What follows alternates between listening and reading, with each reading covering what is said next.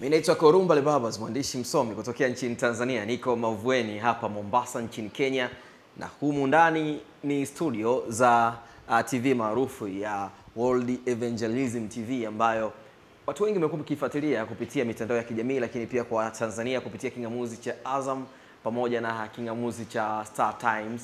Mmekuwa mkifuatilia mahubiri ya Pastor Ezekiel wa kanisa hili la New Life Prayer Center.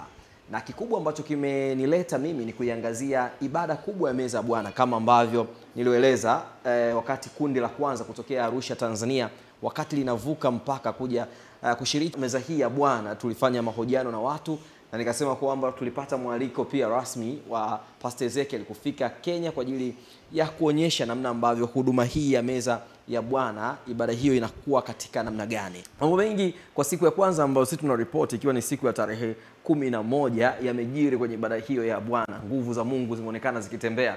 Watu wamefunguliwa kweli kweli, vipofu wenye changamoto za macho wameona. Lakini kubwa zaidi, mwanamama ambaye alikuwa anasumbuliwa na kansa ya titi alikuwa akinuka kabisa, kwa maana kwamba kidonda kilikuwa kimesha oza. Alikuwa ni miongoni mwa watu ambao wameshuhudia leo hii katika madhabahu hii. Mama, kumbuka ile harufu ilikuwako ukiingia. Kwa mbaya kabisa. Nikisimama na huku naisikia. So Yesu ananiambia nenda kwa huyo, kwa sababu hao ndio nimekuitia. Wala usifunge pua na usisimame mbali na usitoke kwa haraka.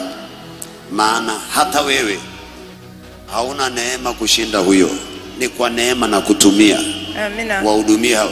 Ikiwa leo nimesimama hapa na sisikii, Yesu ni mzuri mama. Amina. Uishi. Jamani, situmpe Yesu makofi mazuri. Unasikia hata dadako amesema na sisi pia tuponee hiyo imani yake. Hakuna mtu alikuwa alimbaya kukuliko. Ndugu yangu, amini tu. Lakini pia tumepata nafasi ya kumuoji nje ya madhabahu kwamba kitu gani ambacho kilitokea. Mimi naitwa Lucy. Nilikuwa mgonjwa kansa ya matiti. Nilikuwa nanuka zaidi. Sasa nimekunywa damu ya Yesu, sasa nimepona. Ulikuja ukiwa unanuka kabisa? Ananuka, arali, anasimama usiku mzima, anatembea, kulala hakuna. Hapana, na tena alipata accident, matiti ilipasuka kabisa. Sasa inatoa uzaa damu. Hakuna mtu anafika mahali na yeye. Hakuna kuweka hata usingizi, lakini wakati alikunywa damu ya Yesu, usingizi analala, na tena tunakuja maombi ya sala usiku.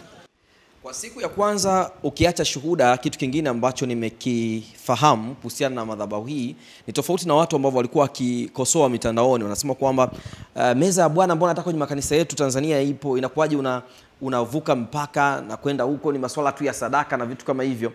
Na pia baadhi ya huduma nimekuwa nikishuhudia kwamba ili ufunguliwe wanasema toa sadaka. Lakini ushuhuda wa huyu mama aliyepona kansa, ndugu zake wanashuhudia kwamba wamemleta kanisani wakiwa hawana sadaka hata senti moja. Hata tuko hivi, hatuna hata shilingi, hatuna hata ya kutoa madhabahu. Lakini Mungu anatuchua vile tuko. Hata brother hamjatoa kikubwa madhabahu, lakini toa hata kitu kichochoto, lakini sisi wamepona. Mpaka kwa wanga tumeenda, mpaka maombi tumetembea kila mahali.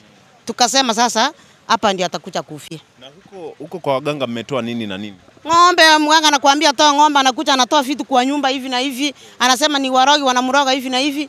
Amepona leo, kesho ni mgonjwa. Kwa hiyo mmemaliza ng'ombe, mbuzi. Hakuna kitu hakuna. Paka mzee yake alisema sasa huyu achana akufe. Amepona kwa Ezekiel bila kutoa hata sadaka. Kuna vinasaba vikubwa sana kati ya huduma ya New Life Prayer Center na Watanzania. Miongoni mwa Watanzania vijana ambao wamepata nafasi ya kufanya kazi na huduma hii kwa maana ya kupata ajira kwenye upande wa production ni ndugu yetu Asante Nasari, ambaye yeye ni mtu wa kaskazini Arusha tunapotoka sisi. Imekuwa ni furaha kumkuta hapa studio. Kwa hiyo kweli kwa Pastor Ezekiel Tanzania ni home. Nawakaribisha sana katika meza ya Bwana hapa Mavueni kwa Pastor Ezekiel. Asante sana, asante kama ambavyo unaitwa hivyo. Mimi ni mwandishi msomi naitwa Korumbale Babas kutokea hapa Mavueni Mombasa nchini Kenya.